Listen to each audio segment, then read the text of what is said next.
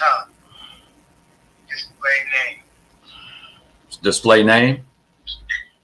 Yeah, I put John Winnie in right there. I'm gonna put Dunie first and John Winnie. Okay. So that's what they gonna see in the studio. Bam. Oh, I got it. I mean, I thought bro, this house heat, bro. I know. I gotta take you off of quiet. Let me see. Let me run in here. I'm gonna leave this right here, but let me run in here. Yeah. I'm gonna do all my shit. I'll mute your guest. Their mic isn't. Your mic ain't connected, so when you come back, connect your mic. Welcome to Prison Yard TV. My sound is low.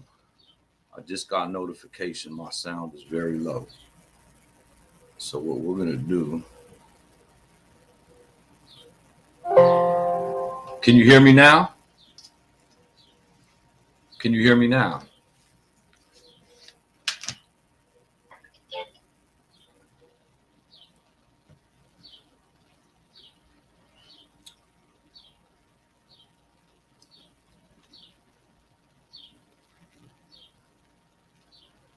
Welcome to Prison Yard TV. As you can see by the thumbnail, we got a special guest that I've been looking forward for many years to interview. I'm gonna let him introduce himself when he comes on, but before he does, go ahead and hit that subscribe button, hit that like button, and hit that notification button for the next video coming later on tonight. 9:15, we got another interview of someone else from San Quentin State Prison. Tomorrow morning at 10 o'clock, we got an interview from Blood on the Razor Wire TV out of New York City. So right now, we're going to do a off the top of the head interview, no pre-interviews recorded. This is all live. And this guy I've been knowing since he was a young kid, and he has a very special story to tell. How his life became what it is now from when he was a kid. He's an author, he's a singer, he's a songwriter, he's an athlete, and he's a rapper. He's been gone for a long time, and he finally made it home. And since he's been home, he's got many lifers out of prison that didn't have dates, lifers without the possibility of parole. So I'm gonna let him come. He had to go get something to drink. When he comes on, I'm gonna let him introduce himself.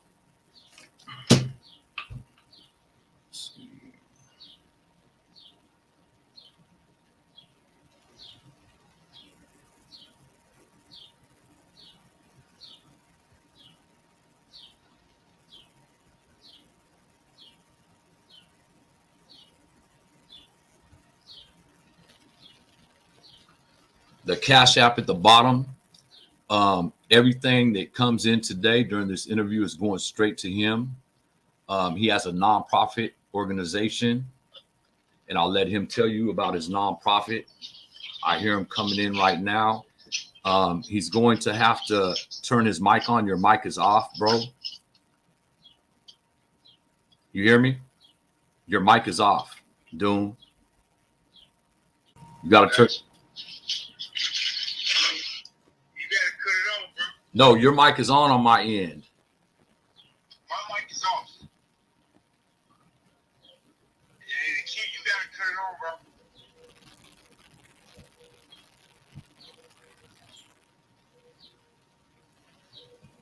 Every time I turn it on, it says your mic is off. Hold on.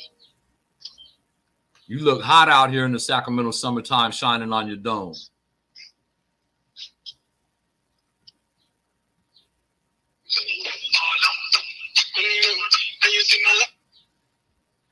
It says your mic is not connected.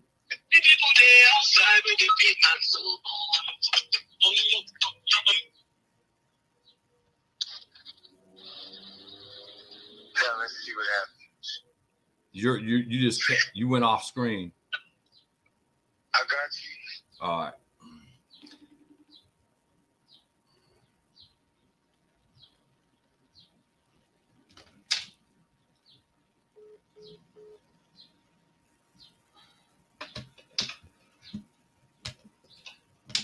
Hello? Can you hear me, Doom?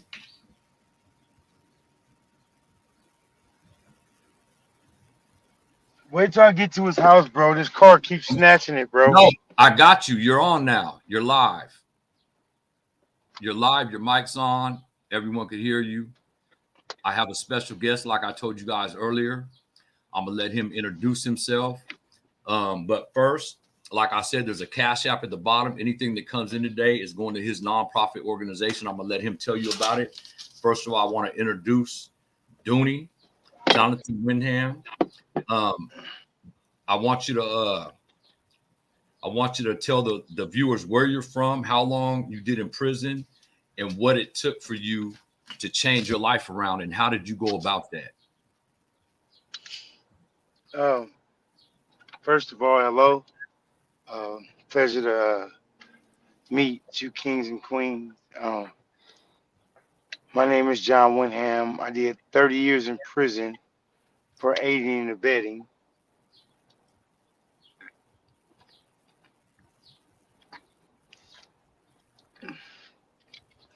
I've been home nearly 4 years now, close to 4 years now. But during my incarceration, the board of parole hearing creates the environment to where you have to take a look at yourself. A strong, deep, honest, introspective look into yourself in order to regain your freedom. So, in doing that, um, I wanted to change anyway. I came to a point in my life, like my crime, the night of my crime, I decided I was no longer going to be anything that had to do with what involved me um, in doing that 30 years. That was my turning point for me. Um, What year did you and realize that? What year did you actually realize that you wanted to make a change in your life? I got arrested in 1989, 1990. That's when I decided that.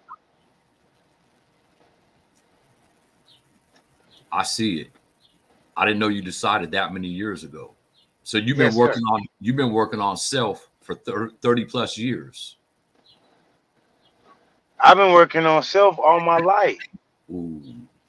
I just got derailed for 30 years And then from you doing out in the community what I'm doing now. what are you doing now in the community that you're out? My organization is called We All We Got, JMW Foundation. And what that represents is a way of living, a way of being, showing up, uh, actually proving the fact that we all we got, right?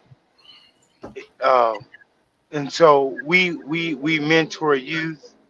We deal with the formerly incarcerated, the unhoused. Uh, any way we can show up in our community, we show up because we understand and we model the fact is that we all we got. So you just hit a good point. You said you show up. So what made you come from doing 30 years in prison instead of focusing on yourself? Your mindset had to have been, I'm gonna go out there and focus on my community because I see something in this community that needs to be done. So your Yeah. mindset and your heart must have been before you even came home. And I want to know how deep that is and how far back that touched your heart where you thought, I'm gonna go home. You knew you was coming home one day. I knew you was coming home one day. For the viewers that don't know, I've known him for a long time. And I knew he was coming home. And I knew when he did, there was going to be a change, not just in our neighborhood, but our whole community. But my question to you is what made you, after 30 years, a lot of people in there are selfish. I was when I came home. I wanted to focus on me and just what was around me. But you just said something that's very important. You said the homeless, people are still incarcerated that shouldn't be there. You're trying to help them come home. What made you focus on that, Mr. Winham? Well, when I was like 14 and a half, years of age, I joined up with brothers in my community, and we became Crips. And to me, Crip means Community Revolution in Progress. That means moving towards something greater and helping my community becoming something greater than what it is. So I've always represented that. So I that's a lifestyle. I signed up for that. So I had to change my path to where I'd allow nothing to deter me from doing what I've always done. I just have to do it in a different manner now. So have Right? you ever been? Have you I ever don't been? use a gun anymore. I use a pen. Right? Yeah, man, that's a beautiful thing, man. That's a beautiful thing. I haven't met one person in my life, and as you guys know, I've done 28 years altogether. Now, I've never met nobody as inspirational as my guest today. And I knew I've got plenty of interviews that haven't been put out, but I wanted his first because we could build on his intelligence and his heart. His heart, everything comes from the heart. Everyone out there that's watching this channel, that's going to tap into this channel, everything comes from the heart. And this individual had built a name for himself, not only on the inside of the walls, but on the outside of the walls, why he was incarcerated. He's an author, he's an athlete, he's a rapper, and a singer. And all that comes from within. Not one person I know in this life has as much talent as this individual. So I'm going to go ahead and ask you this. So you say you joined the Crips to build your community. Did you ever get sidetracked from that goal? Yes. Every time I came in contact with the authorities, I was sidetracked from that goal. Because what I was doing, I never offended people in my community, but I will offend those that offend those in my community. And so they call the police. And I'm telling the police, I'm sorry, but I am the police. I'm a Crip. I'm a vanguard of my community, man. They call y'all, we're here. These are our children. This is our aunties, our mihans, our everything in our community, man. If we don't take care of us, who will? What job has the police did right in our community? How good of a job have they taken care of our community? We still waiting on that? We all we got, bro. I don't have an answer to that. That was the super question of the year right there. We have to show up and be that, bro. We the uncles, we the dads, we the big brothers, we the cousins, we all that, bro. We just got to show up and be that visibly for the young men to see, for that don't have it. That's what we got to do. I'm tired, bro. Like I said, I don't have money, bro. But I never turn down a call. I never turn down a call when someone calls me and tells me that they need me because they don't know what to do with this anger and pain they got for their 3-year-old being murdered for no reason at all, bro. Since this murder, bro, I gotta show up, bro. When that mother called me and tell me her son stole her car and took her money and he's out in the street somewhere, I gotta show up, bro. You know why I gotta show up? Because I wish somebody would have showed up for me, bro. And I think a lot of us our age feel the same. The pain that you're showing right now, I think a lot of us have that pain, but we don't know how to promote that pain to anyone else because we endeavor it. Show up. Show up and say hello and hug a youngster. Okay.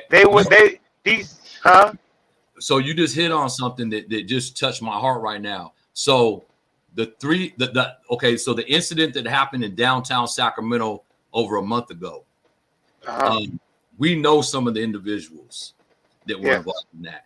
If you could talk to these individuals before this happened, do you think it would have been a different outcome and a different impact? I think talking to them is good and they listen to you. I've never not had a youngster not listen to me, bro. They listen to those who they respect, bro, and those that walk the talk that they talking to them, bro. And that's why you're my guest today. That's exactly why you're my guest today. I never had a problem with that, bro. Like I can talk to them, but then I don't have no space or no place where I can hold them to continue to give them this dialogue, that attention. They just want to be heard, bro. So They're that's being heard right now, but they're doing it with bullets. Now you want to hear that? You didn't hear before when they was crying out in elementary or junior high or juvenile hall or placement. You didn't hear them then, but you hear the bullets now, right? so that's what we need to work on. We need to get a place, a facility, a big facility Yes, for where we this can have grown man conversations grown with men. these young men about that pain. So there's a funding. There's over $1 billion in funding in California. What do you say to the mayor of Sacramento about this funding that they could fund gang members or ex-gang members to go talk to the community, because there is a budget for this? Well, I sat down and have a personal dialogue with Mr. Steinberg, bro. Yeah. But my dialogue with Mr. Steinberg was different than a lot of people from the community's dialogue, because I went to Mr. Steinberg and told Mr. Steinberg, first, I'm a Crip. That's what I represent. Community revolution in progress. Moving towards something greater for my community. What was his reaction? Let's keep reiterating that, right? Yeah. So he's never heard of that in his life, bro. He never heard no one come out and tell him. Those people will only hear what the media puts out there for them to hear. They never talk to us. He never knew the They meaning. assume whatever they hear is what we are. Correct. What if we were like that? I don't assume what every white person is racist because somebody tell me that he's racist. You're going to show me that you're racist. See, that's what you're going to have to do. You have to show me that. No one can tell me who Donnie is. I don't care about other people's experiences with Donnie. I just care about my experience with Donnie. That's all that matters. I think I can bring out the best in whoever I come across, bro. That's why I say that, bro. I never get the bad from nobody because I'm never giving it to them, bro. What did Mr. Steinberg's reaction? What was his Oh, reaction? his reaction was anything you need financially and anything you need as far as property, I got you. Just get your plan to me and we'll make it happen because I believe in everything that you stand for. See, my thing is we trying to lock stuff up out of people, right? Well, I told Mr. Steinberg because he didn't understand what took these children, right, these young men, what it took for them to go shoot all these innocent people, right? And I had to explain to him, right, what that would look like. I asked Mr. Steinberg, have you ever been hungry in your life? He said no. You can never understand the plight of my people until you've been hungry. First, if you want to understand the attitude, right? And then secondly, I told him these kids are not normal kids, right? I told him, remember when you put the crack and the guns in my community? You remember that? Yeah. 85, 86. How old are these kids that's doing these senseless shootings? So when you put that drugs in our community, what were them children doing when the mother and the father was out selling drugs or using drugs, caught up in that life of drugs? What was happening with that child? Who was tending to that child? No one. And you wonder why that child can hurt innocent people. He's been hurt his whole life. That's the reality of our children. We have orphans in our community, bro. We don't want to act like, we don't want to acknowledge it. So when you came home, because when I came home around the same time as you, and when we came home and you seen the condition of Sacramento and how many homeless people there were just driving in any neighborhood, and it touches the suburbs now. It's just not in the hoods and in the ghetto. There's homeless people in the suburbs, and you see people complaining about it. And I know the answer to this question, but my viewers don't have any idea what you have done with the little that you've had on Thanksgiving, on Easter, on Christmases, on holidays. What have regular you done? days, every day. regular days. We show up on any day. And I was with you with my brother, and we was feeding the homeless people. And what did you see to entice your mind and your heart to go do that? Did you know you was gonna?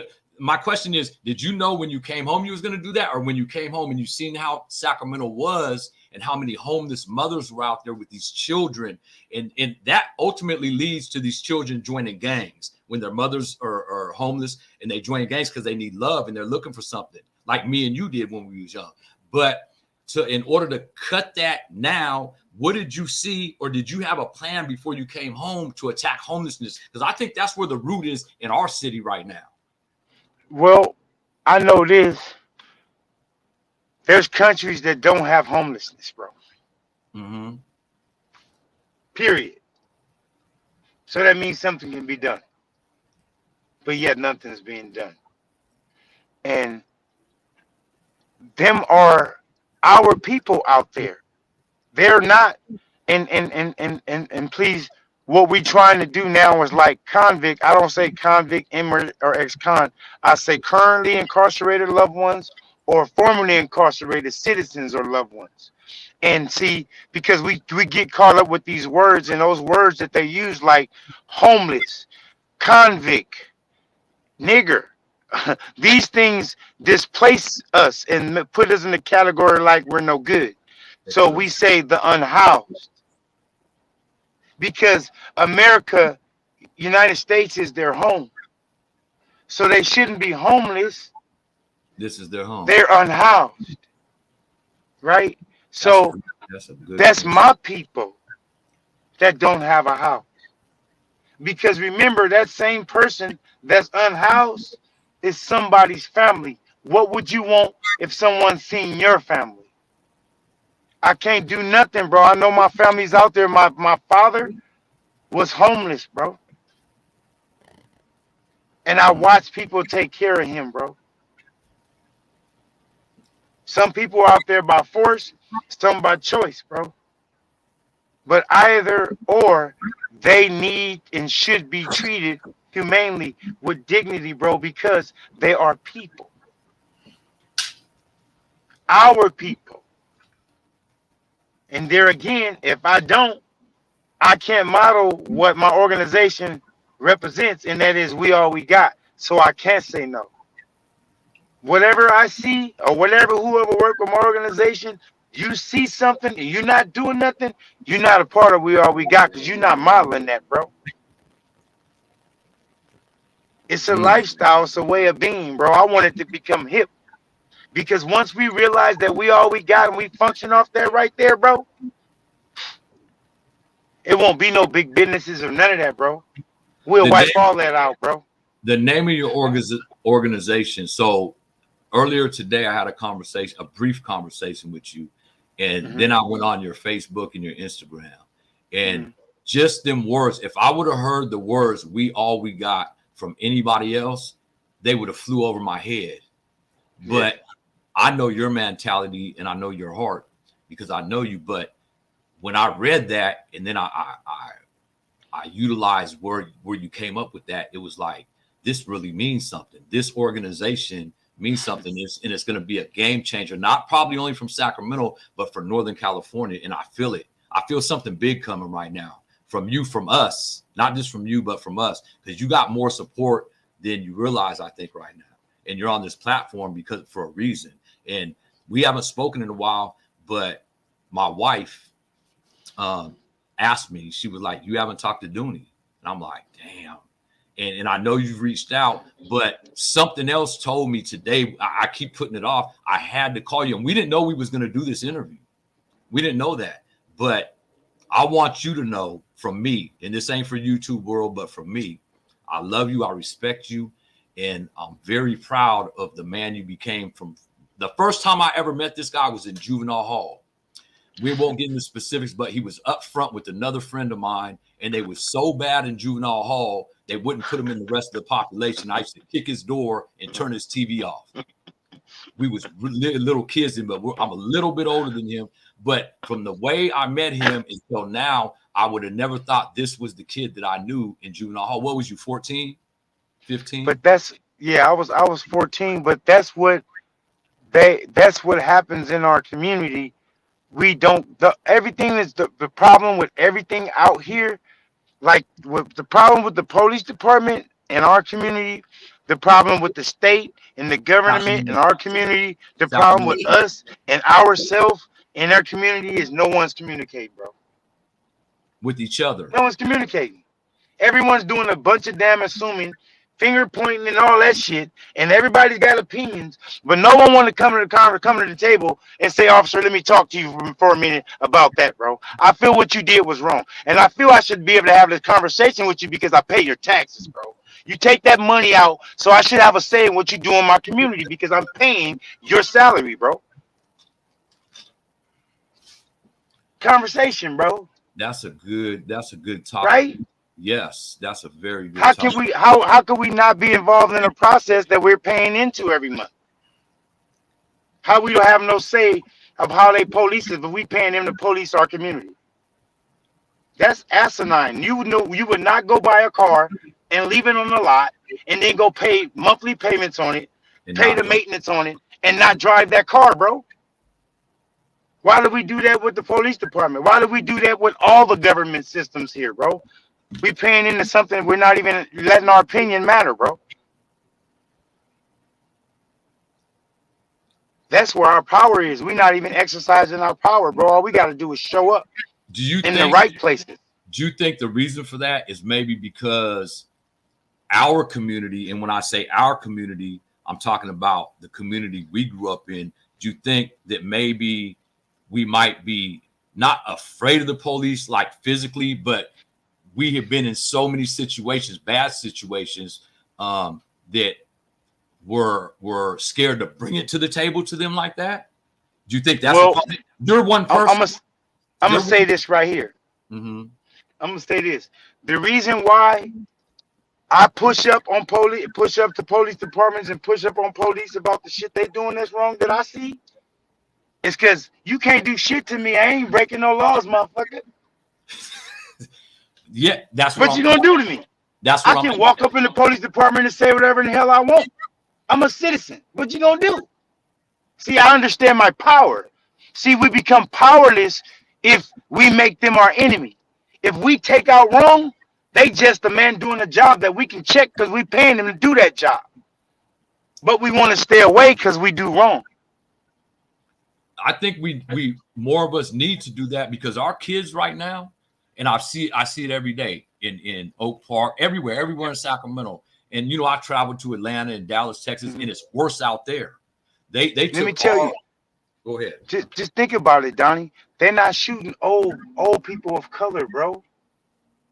And what we not looking at is that look, those people that's in the police department, when our kids like went to the hood, and these kids went to school together. Some went to the hood and some went to the police department, bro. That same fear, whatever they had at that school, they still have it inside that police car, bro, of them same kids that's now in the hood that they have to have contact with now, bro. It's not old people that they're killing. They're killing our kids that they went to school. You feel what I'm saying? I know what you're saying. And there was no dialogue then, and there's no dialogue now. We need to have that dialogue, bro. Because really, we are from somewhere, bro, and we do stand for something, bro. And some things we just can't allow to happen in our community, bro. And we've been letting it happen for too many years. We're oppressed. Man, without saying nothing. So you think now's the time for change? It been the time for change. God stopped the world for us to make this change, bro. That's why he brought about COVID, dog. Ooh, that was my next question. You just opened up for the next question. So let me back up a little bit. So I did an interview live last night with one of our little homies that's in San Quentin right now, and he spoke about you. And the first question I asked him, because I was concerned about his health, was the COVID, how the California Department of Corrections and Rehabilitation are treating people with COVID and without COVID. He's like, they put us together. So Mm-hmm. you actually paroled from San Quentin a few years ago, and COVID wasn't here yet. But what have you seen in our communities as far as this COVID is concerned? Do you think that COVID was put here for a reason to oppress us again? You know me, Donnie, man.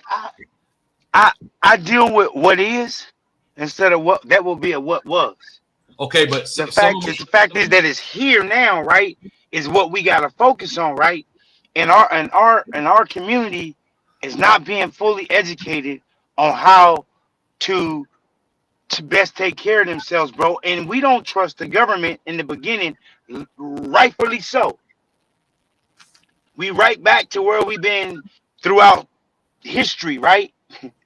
With hey, this right here, the reason right? why what you don't see on the screen, YouTube, is I'm getting hundreds of texts right now from people watching this on my Oh, I'm sorry. phone, and it just overheated. As you see, it says temperature.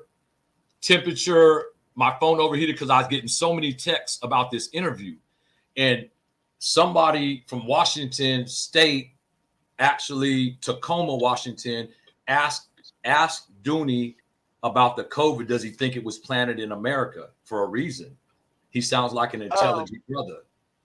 I would have never asked that question because I know your answer to it. I could answer that question though. I mean, Do you think it was put here to separate us, to separate our communities? Nah, I think it was here to put here to cleanse, right? To cleanse our to cleanse. Yeah, I wasn't going to talk. We don't have no money to do no cleansing of the earth, bro. Right? We don't have that money. We don't have the technology. Population control. Are you talking about population control? Yeah, we don't have none of that, bro. But I told them, but we keep telling them we're like roaches, bro. You can kill off some of our weak, but we're gonna be here, bro. You're gonna kill your own people off with that bullshit, cause we like roaches. We ain't going nowhere, bro. Our We immune are the systems are too original, so we strong. will stay here, bro. We will stay here regardless what you do, bro. So They're what we killing do is we themselves just off. teach our people. We teach our people how to survive through it, bro. Of course, it was created, right? It's controlled because I don't see anybody of real public stature dying from that, right? Uh, It backfired but on we see our people dying, right?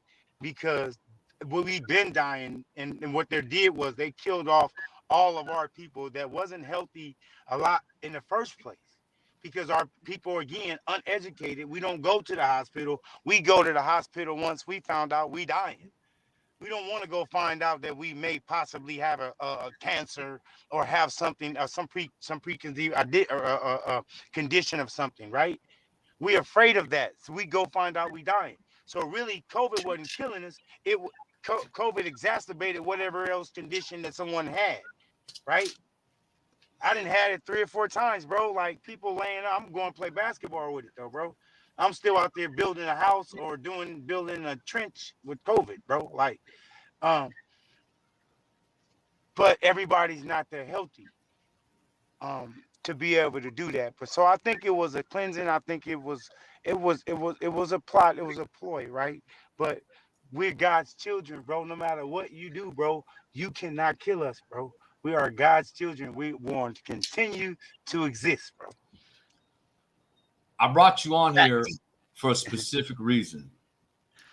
I don't want to get into details about the reason in my heart, but I brought you on here because you need as many platforms as possible because you did do 30 years. You gave the state 30 years for a crime that you really shouldn't have did any time for. And I know this, but you did come out here with a purpose. And a lot of people don't come out of prison with a purpose, especially people that got 5-10 years. They come out here the same attitude and the same heart as they have. Your heart has changed and you do need help because you're one person. And I see you going to neighborhoods. I watch you carefully. I've been watching you like your parole officer. And it's like, that's why he, hey, you hold that thought. I gave my parole officer my Facebook and my Instagram account, right? Who does that? I've never heard That's how that. I, that's how I got off parole. He followed me like that too. That is amazing. I've never heard that, and I've been going to prison since 1988, and I've never heard that.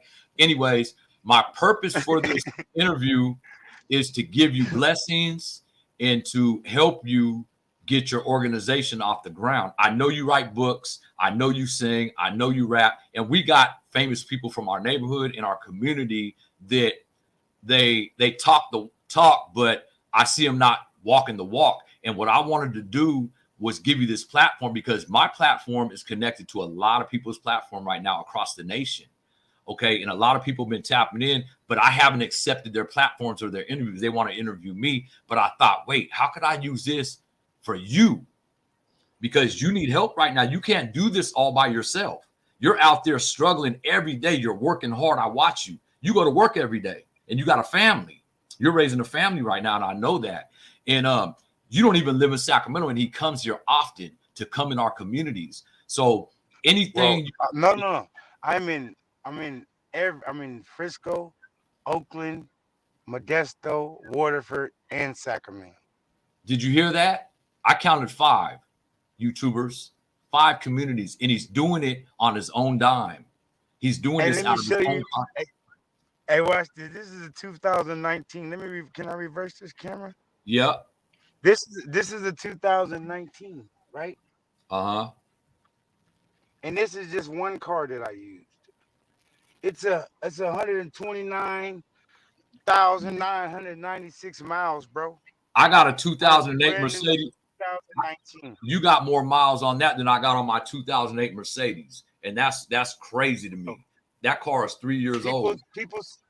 But I can't do nothing with it. It's dead, but it's not. It get me wherever God send me to, bro. You ask me why I do what I do. God send me wherever I go. I don't know what I'm gonna say when I get there. Like this interview, I don't do scripted interviews, bro. God is in you or it's not, bro. God is not scripted, bro. It's in you. So it's not like on you. when it's straight up. Either it's in you or it's not, bro. I listen to Because if everything it's you on you, say. it's gonna wash off. It's gonna wash off, bro. So at some point, Go ahead. it'll wash off. But yeah, bro, no, I just know, bro, like I told the mayor, I'm tired of people calling our people thugs and hoodlums and all that, bro. Wait, you hit your mute button. Only hurt people, bro. If them kids was happy, you think they'd be out there doing what they're doing in the community? I know they Why would. your kids ain't? I asked them why your kids ain't out there doing that. Because they happy, man. So we got to go back, right? We can't incarcerate them. We can't kill them. We can't beat them. We can't torture them. We can't threaten them. We can't do none of that, bro.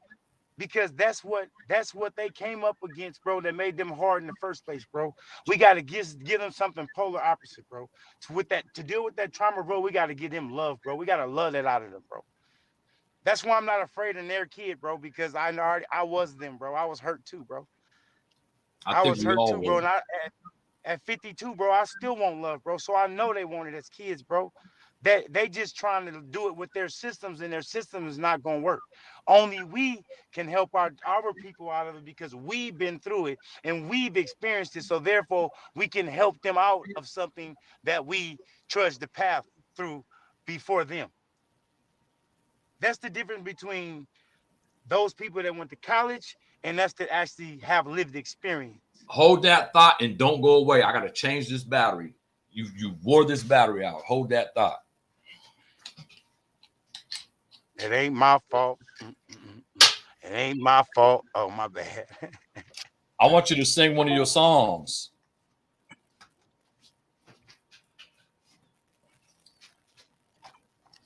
Oh. I have finally did that verse for my mother to count my blessings. I want to hear it.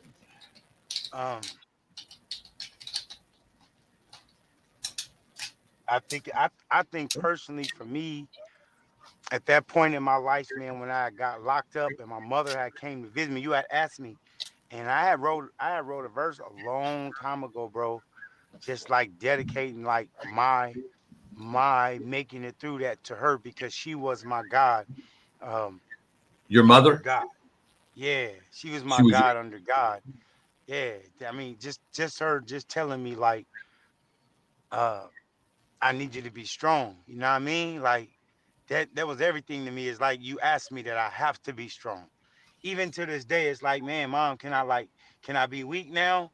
I've been strong for 30 years, like you asked me. You know what I mean? Now I'm ready to break and be weak right now. It's a lot to carry. I need to cry, right? Yeah. Um, and I don't think I've taken the time to do it because the day I got out, bro, I started doing stuff in the community, bro. And I'm almost 4 years, like my birthday coming up. It's like I just fucking need to get away, bro. So you've I been do. working from the first day you came out of prison. You Man, just applied yourself, and you ain't been on vacation or nothing. Mm.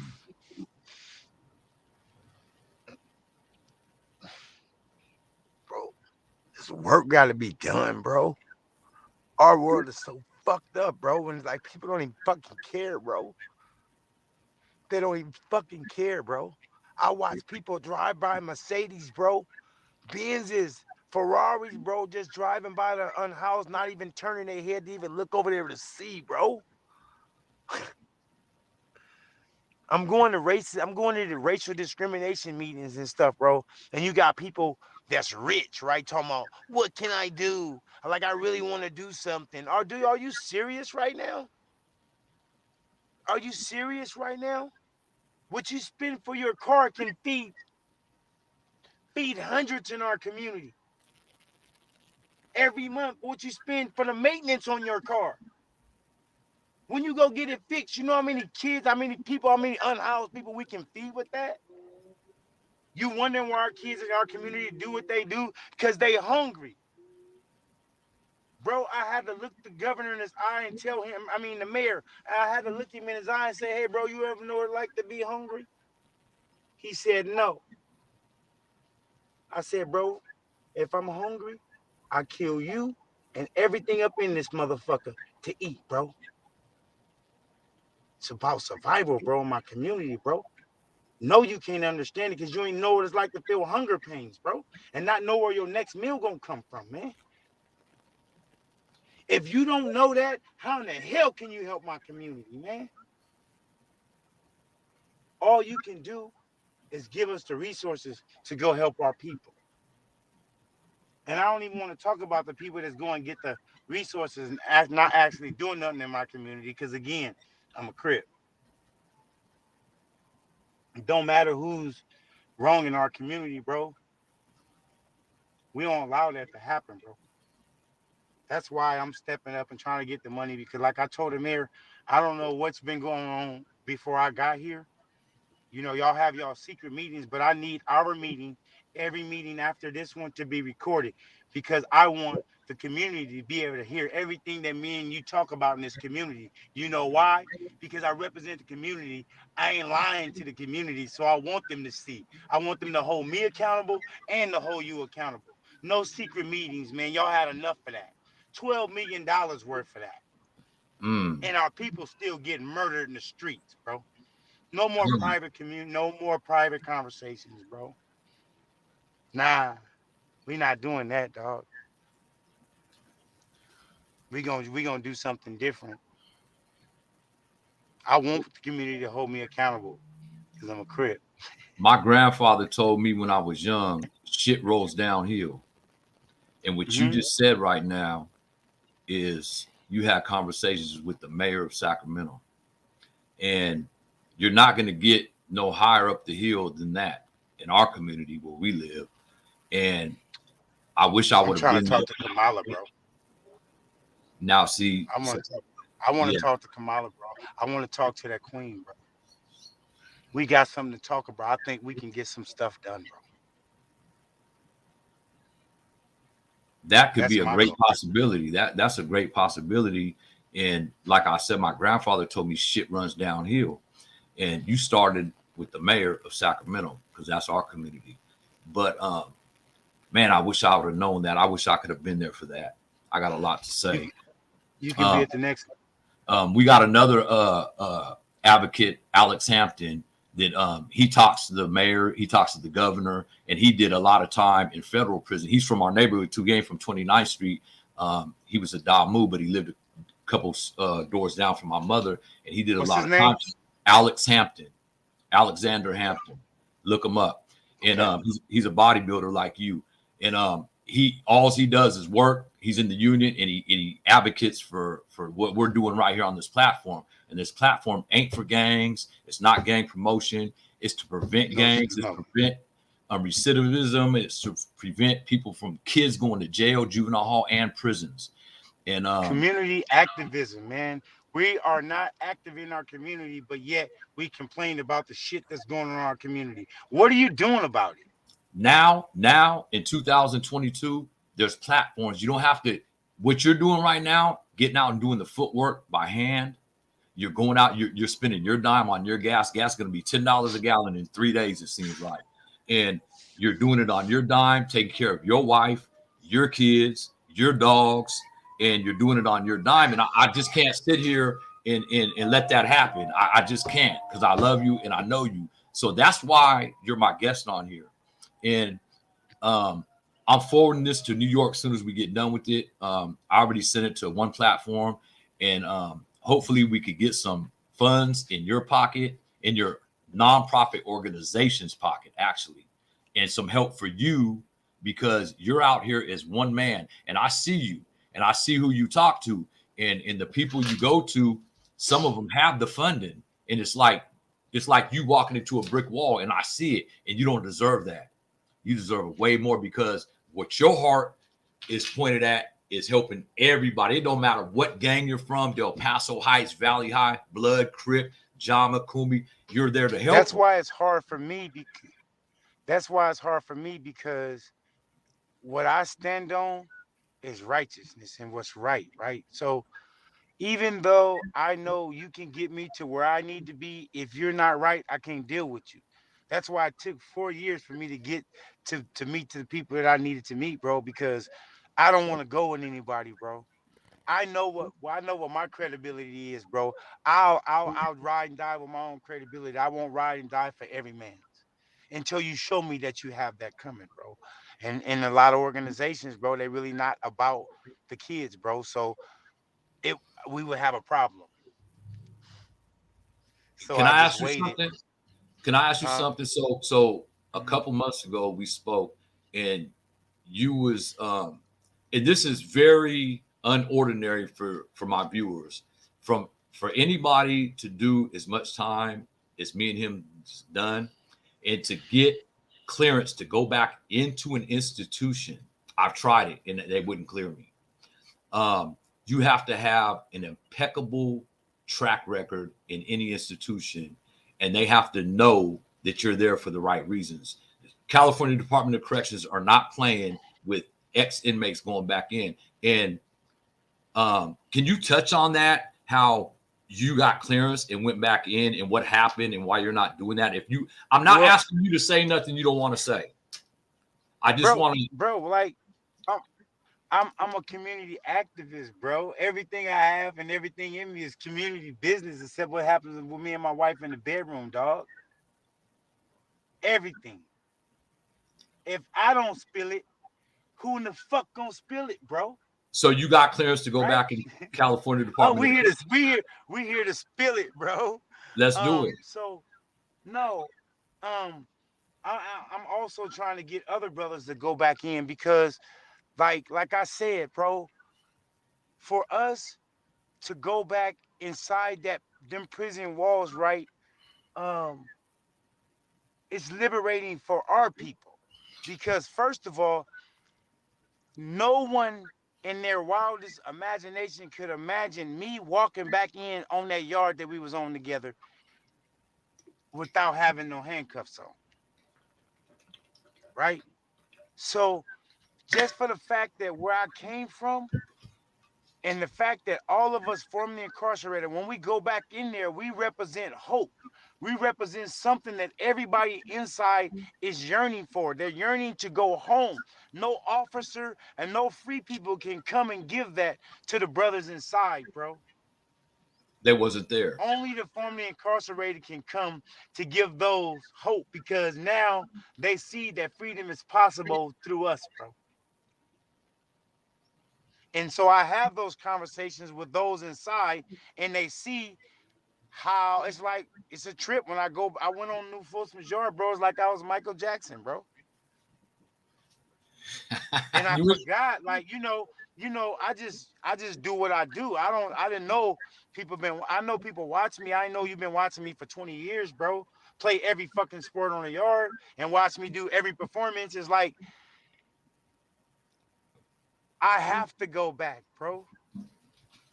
I have to go back. And they have to allow us to go back because we give them hope, we give them truth, we help them change. See, I'm not with Hug a Thug. I don't do Hug a Thug. I'm saying, look, bro, call me on the wall phone. I keep money on my phone. I'm not gonna keep you in prison, my brother. See, I know the truth. And I'm gonna help my people get free because they can't free themselves, bro. Only we can help them get free, bro. have you have Tough you love, bro. have you actually helped anyone get out of prison? Oh, I do it every day, bro. And I got like I got a few projects, bro. Like I told the governor, right? I mean, I told the mayor, like, we got people in prison that can come out and change our community. Why are you Definitely, leaving them sitting in there if you really give a damn about our community? definitely, So if you definitely. want to show favor to my community, show favor to our community, let's go get some of them dudes out. And see, I won't be by myself. There's thousands of me's that's in prison that need to go back to their community. And that's all we talked about for the whole time we was in that monastery. See, I wasn't in prison for 30 years. Prison is of the mind. I was free for 30 years. Tell me one day you ever see me inside and I look like I was in prison, Donnie. Never, not one time. And I've been on a few Nah, yards. I was in a monastery of higher learning, bro. I was in a monastery, brother, of higher learning of self and others, bro. That's where I was at. And all I did was educated myself on my emotions, my emotional intelligence, right? Understanding what my trauma was, and then and the effect that that trauma caused on my life, and then how I perpetrated that against my community. See, once I realized all that, I said, okay, now there's nothing, I have nothing to fuel my anger. I have nothing to fuel, you know what I mean, to make me want to hurt something or hurt somebody, because I dealt with those traumas that gave me that fuel. And that's what we got to do, because as a people, just for the fact of the color of our skin, bro, generations of trauma, bro. And now you throw the police killing us every day. You throw us being impoverished. You throw us being, every time we see us, our image of ourselves is something negative. And then you send us to school, and everything we learn in school about us is negative, right? Then we become like totally traumatized, bro. And then no, we never deal with that, bro. We don't go to psychologists. We don't have the money to go pay 150, $160 to lay in some motherfucker's chair that don't know shit about us, bro. So we got to create places where we can sit and have them grown folks conversations and help each other heal, bro. Have them heal themselves, and then have them heal their community, bro. And that's what we got to do,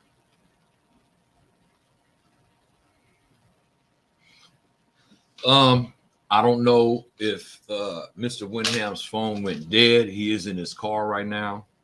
Um, however, um, this interview was the most important interview I've done.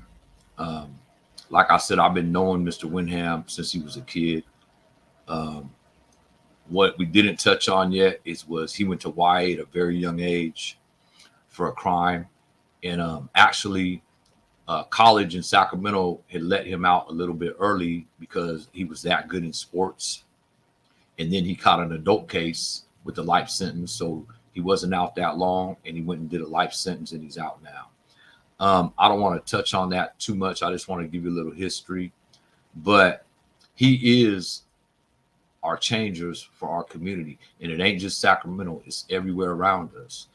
If anybody wants to help, You can donate down below. If not, you can support me by sharing, liking, hit that subscribe button, share this video.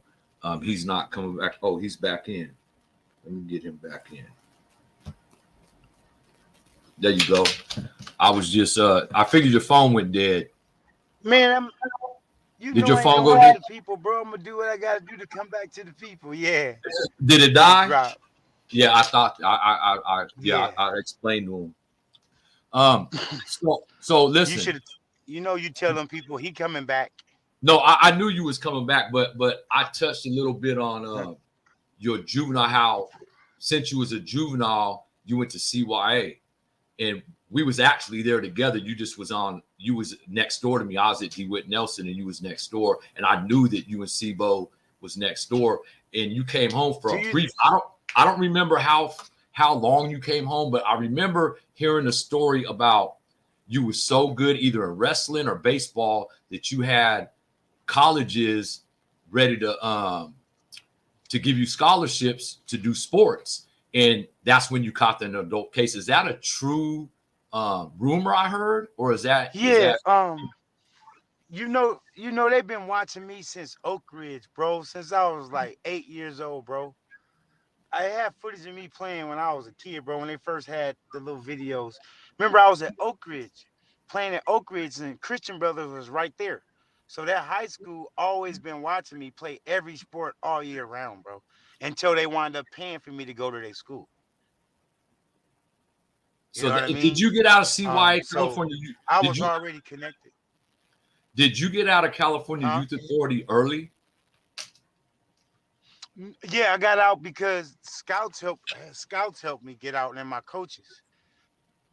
They came to board for me and let them know like whatever he need, I got him. But Okay, hey, what happened was like wait a minute, stop. I don't mean to interrupt you, but I'm getting a lot of messages telling you to adjust the sound on your phone. Okay, hold on. I'm gonna get out this car, bro. Well, the battery might go dead. For whatever it is, my dude. Oh yeah, I can hear you much more clearer now. Better now? Way better. Okay, Actually, now, yeah. I could. Okay, perfect. So actually, yeah, they've been watching me since I was a kid, man. So why they continue to watch me, and continue to like not just watch the athlete, but they just knew I was a good person as well. You know what I mean? Yeah. I wish that. Well, I don't wish that, man. You know, I could have asked my coaches and scouts and stuff to help get me an attorney when I had this case in '89, but I feel that they did everything they could. You know what I mean? I just didn't feel worthy of asking him to help me when I got myself entangled with something like that. You know what I mean? Yeah. So I went to prison, but the following still continued. You know, I still play right now. I'll be 57 on the 27th in a couple of days, dog. But I ain't ready to give it to them youngsters yet. They ain't earned it yet, bro. Not yet, dog. One of them beat me and like dog me out, or if they even just beat me, yeah, just beat me. Then I'd be like, okay, I'm gonna hang it up. But until then, bro, God preserved me, bro. He preserved me to get out here to do His work, bro. And you're doing it. I never regret the 30 years I did. You know, because it made me who I was, and I love who I became. And if it wasn't because of that experience, I wouldn't be doing the things that I'm doing. God kept me, bro. I've been in prison. Only scratch I got on me in 30 years, bro, is from sports, bro. I feel that's a blessing, bro. And then I'm able to make sure that none of my loved ones ever got scratched, bro. And I'm not just talking about my loved ones from Sacramento. My loved ones from everywhere, bro. My loved ones from LA. My loved ones from San Bernardino, Stockton, and of every race, bro. Can you read that? What's that, bro? Can you read that message? No, I'm sorry. What did it say? So, 6 people, his text, it says, Dunie sounds lowered. I could hear him, but he keeps cutting it in and out. Even still? How about now? Oh, I could hear you fine, but I don't know if my viewers. How about can your viewers hear me now? I'm gonna change positions. Okay, they're gonna answer right now. They're answering now. Yes, can they hear me now? Yeah, I'm out here with Bo, man. We want to put on a we're gonna put on a comedy show, all formerly incarcerated, bro. Really? All formerly incarcerated comedy, bro. Cause look, people don't know what we go through in there, bro. And it's time we start talking about it and let the outside world into our world, bro. That's a different world, bro. And it's good to do it through humor and through joke, bro. Cause you know we fuck a soup up, right? Okay, Now go ahead. look. So he just said, two of my viewers just said, when you're closer to your phone, they hear you a lot better. I like right now. Yeah, right now I can hear you perfect. All right. Okay, I got it. So you said Bo, you just met with Bo because he's out here. And by the way, he's talking about Sean Thomas, Sibo. Yeah.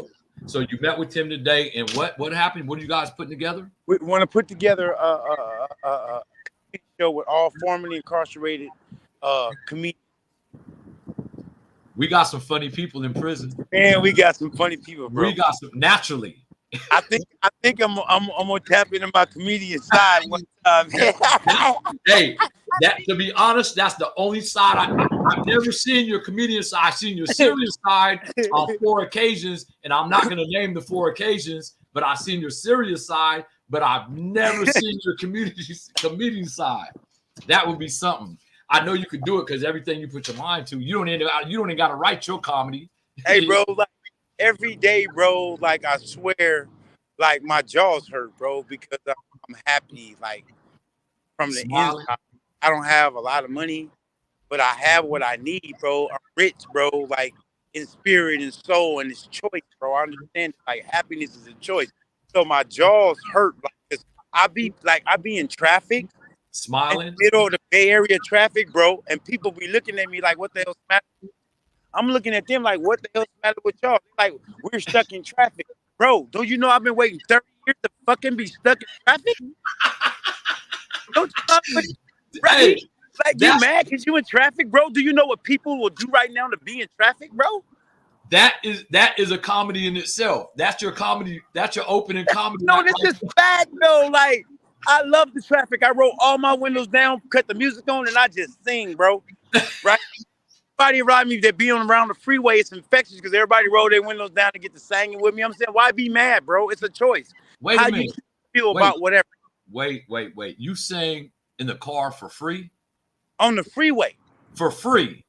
No, I'm saying, no, we be on the freeway, right? I heard what you said, but I'm saying you ain't charging the people next. You know I get a free concert everywhere I go. You know your boy on call, dog.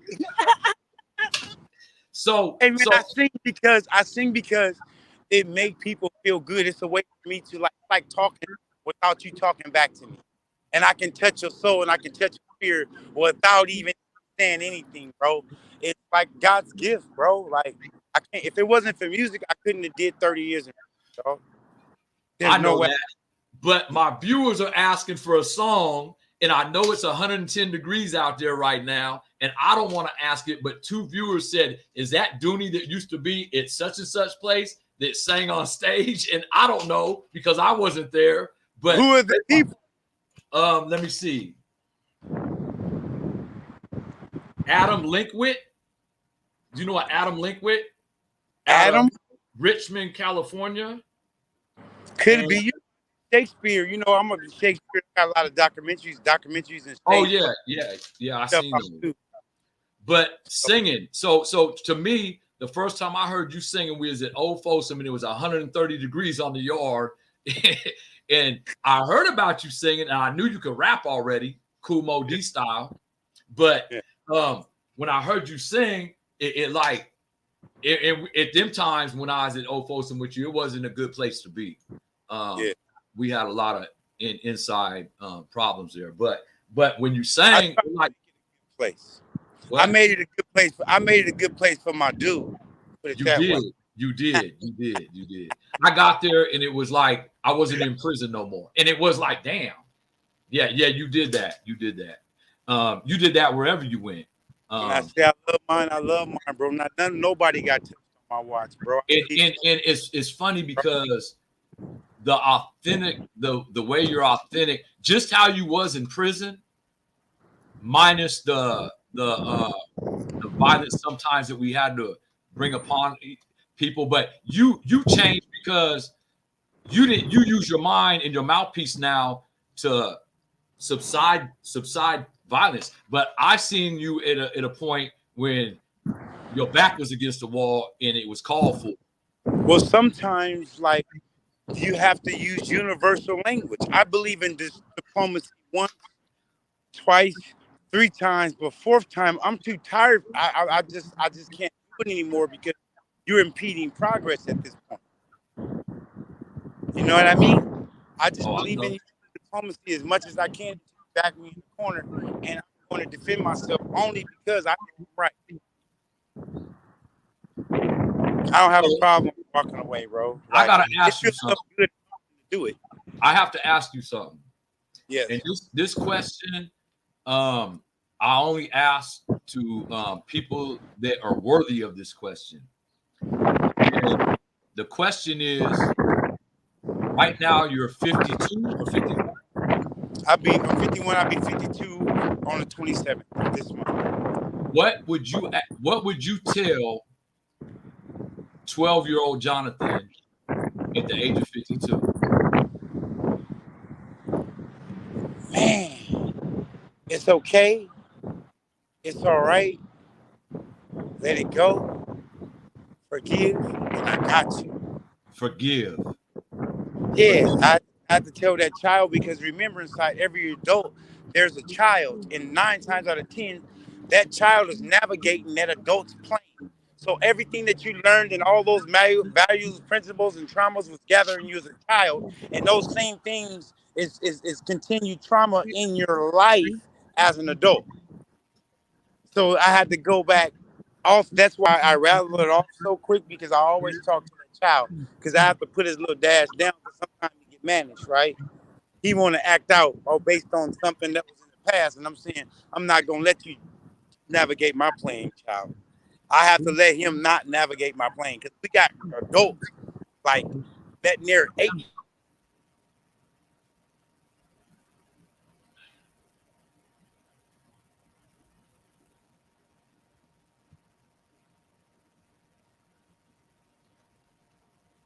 Mute.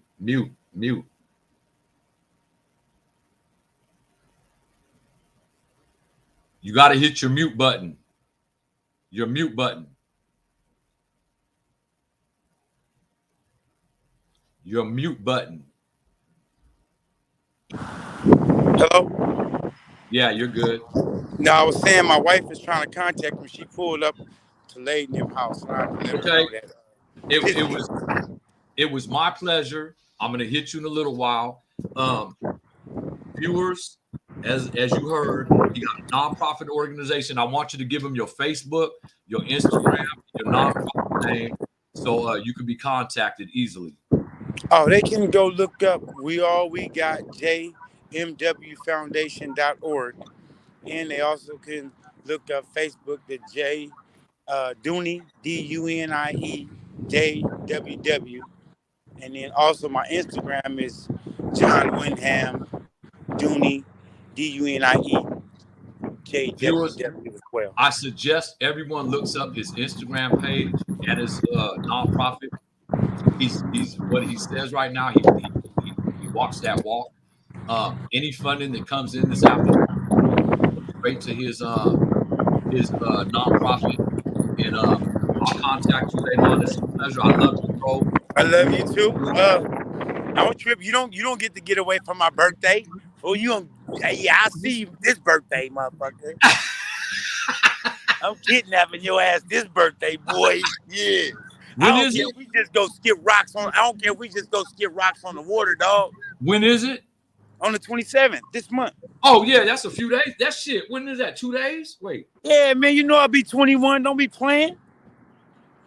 He's always had that mindset since I know him. He been 21 since I've known him, even when he was turning 30. It's what we make it, baby. Hey, once I found out, Donnie, cut that shit. You don't sit there and let that go, bro. Answer your wife. All Wife right, is man. I'm finna hit her right now. I'm finna go around the corner, 2 minutes away from her. wifey is the one. I'm finna pull around there, man. I love you, bro. Hit me in a little while, bro. I am. I love you. As you guys know, that was Jonathan Wyndham. He just did 30 plus years in California State Prison.